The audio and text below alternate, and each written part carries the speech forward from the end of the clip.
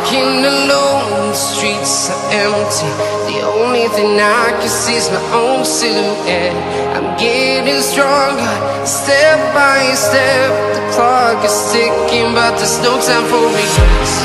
I've been flying from town to town, from London to Taiwan. I've been all around the globe, trying to protect your soul. We are heroes tonight. We will fly above the sky. We are heroes tonight. Yeah. We are heroes tonight. We will fly above the sky. We are heroes tonight. You, John Fitzgerald Kennedy, do solemnly swear I, John Fitzgerald Kennedy, do solemnly swear that you will faithfully execute the office of President of the United States that I will faithfully execute the office of President of the United States and will, to the best of your ability, and will, to the best of my ability, preserve, protect, and defend the Constitution of the United States. preserve, protect, and defend the Constitution of the United States. So help you God. So help me God.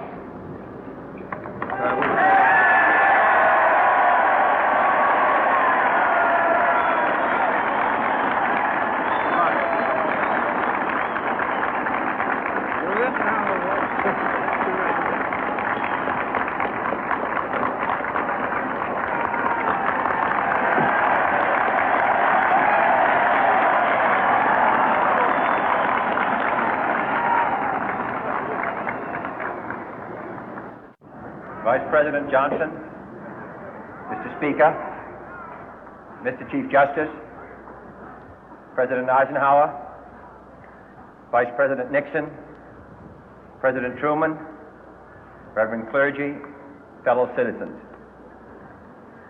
We observe today not a victory of party, but a celebration of freedom, symbolizing an end as well as a beginning, signifying renewal as well as change. For I have sworn before you and Almighty God the same solemn oath our forebears prescribed nearly a century and 3/4 ago. The world is very different now, for man holds in his mortal hands the power to abolish all forms of human poverty and all forms of human life. And yet the same revolutionary beliefs for which our forebears fought are still at issue around the globe. The belief that the rights of man come not from the generosity of the state, but from the hand of God. We dare not forget today that we are the heirs of that first revolution. Let the word go forth from this time and place to friend and foe alike that the torch has been passed to a new generation of Americans born in this century, tempered by war, disciplined by a hard and bitter peace, proud of our ancient heritage, and unwilling to witness or permit the slow undoing of those human rights to which this nation has always been committed and to which we are committed today at home and around the world.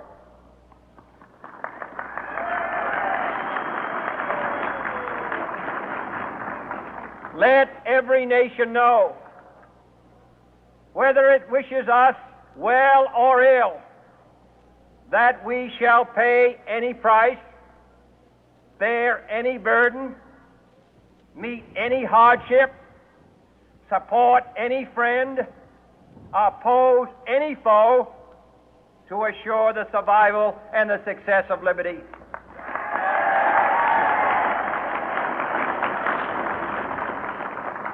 This much we pledge and more, To those old allies whose cultural and spiritual origins we share, we pledge the loyalty of faithful friends. United, there is little we cannot do in a host of cooperative ventures. Divided, there is little we can do, for we dare not meet a powerful challenge at odds and split asunder.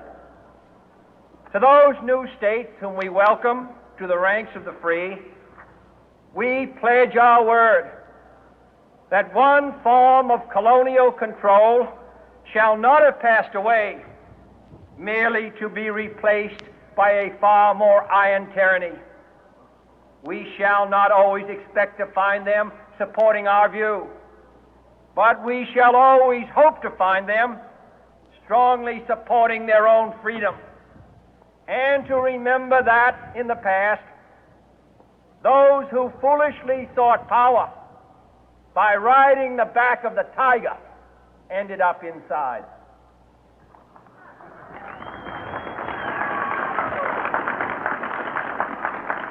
To those people in the huts and villages of half the globe struggling to break the bonds of mass misery, we pledge our best efforts to help them help themselves for whatever period is required, not because the communists may be doing it, not because we seek their votes, but because it is right. If a free society cannot help the many who are poor, it cannot save the few who are rich.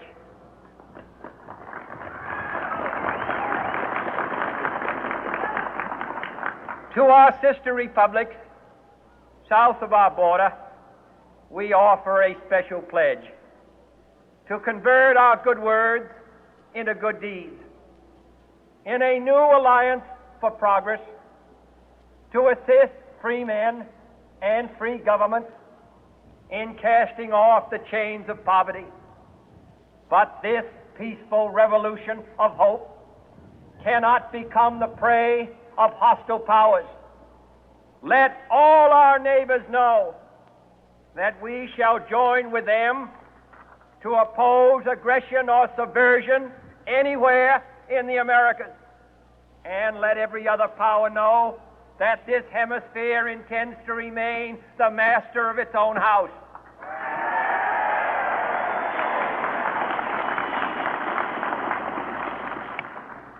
To that World Assembly of Sovereign States, the United Nations, our last best hope, in an age where the instruments of war have far outpaced the instruments of peace, we renew our pledge of support to prevent it from becoming merely a forum for invective, to strengthen its shield of the new and the weak, and to enlarge the area in which its writ may run. Finally, to those nations who would make themselves our adversary, we offer not a pledge, but a request that both sides begin anew the quest for peace. Before the dark powers of destruction, unleashed by science, engulf all humanity in planned or accidental self-destruction, we dare not tempt them with weakness, for only when our arms are sufficient beyond doubt can we be certain beyond doubt that they will never be employed. But neither can two great and powerful groups of nations take comfort from our present course, both sides overburdened by the cost of modern weapons, both rightly alarmed by the steady spread of the deadly atom, yet both racing to alter that uncertain balance of terror that stays the hand of mankind's final war. So let us begin anew, remembering on both sides that civility is not a sign of weakness, and sincerity is always subject to proof. Let us never negotiate out of fear, but let us never fear to negotiate.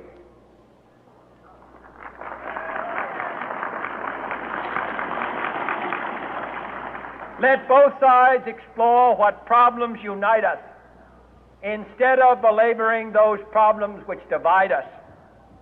Let both sides, for the first time, formulate serious and precise proposals for the inspection and control of arms, and bring the absolute power to destroy other nations under the absolute control of all nations.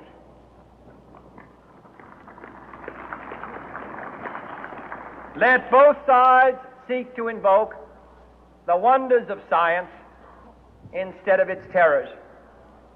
Together, let us explore the stars, conquer the deserts, eradicate disease, tap the ocean depths, and encourage the arts and commerce. Let both sides unite to heed in all corners of the earth the command of Isaiah to undo the heavy burden and let the oppressed go free. And if a beachhead of cooperation may push back the jungle of suspicion, let both sides join in creating a new endeavor, not a new balance of power, but a new world of law, where the strong are just and the weak secure and the peace preserved.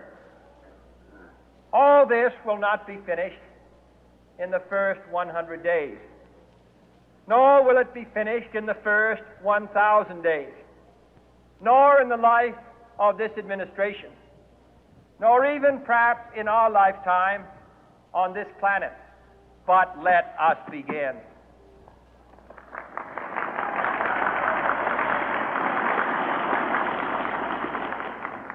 In your hands, my fellow citizens, more than mine, will rest the final success or failure of our course. Since this country was founded, each generation of Americans has been summoned to give testimony to its national loyalty.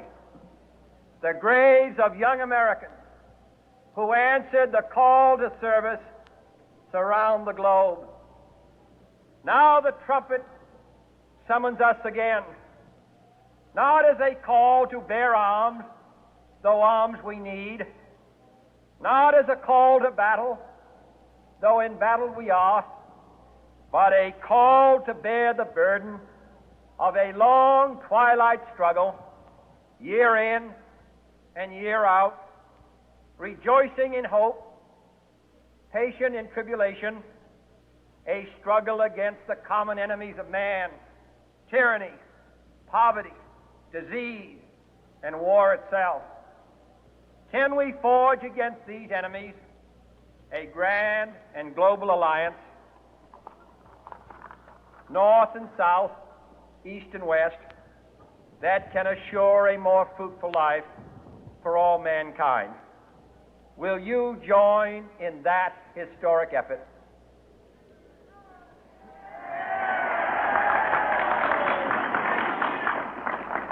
In the long history of the world, only a few generations have been granted the role of defending freedom in its hour of maximum danger. I do not shrink from this responsibility. I welcome it.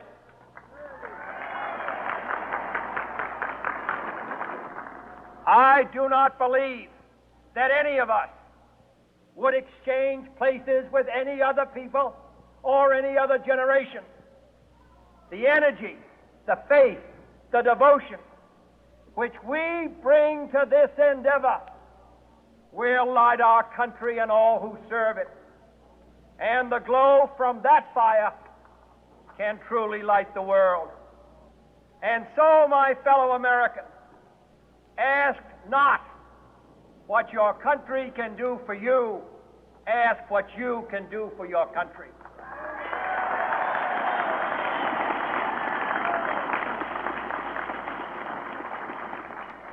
My fellow citizens of the world, ask not what America will do for you, but what together we can do for the freedom of man.